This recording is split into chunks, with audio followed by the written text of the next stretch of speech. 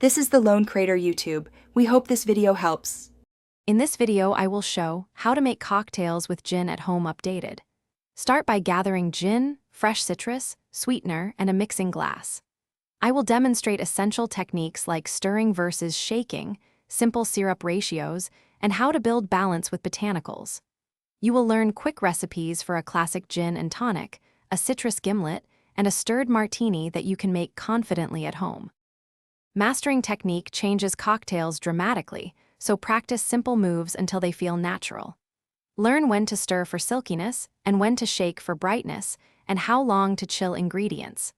I'll walk you through using a bar spoon, julep strainer, and a shaker tin with confidence.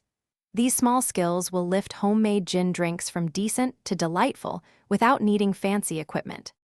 I'll share 3 straightforward recipes you can make tonight with pantry staples.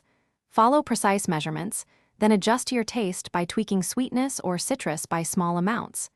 I'll explain garnish choices, glass selection, and slight variations for each recipe. Taste as you go and take notes so you can recreate your favorite balance easily. These recipes make great foundations for creativity. Thanks for watching. Consider subscribing if we helped you.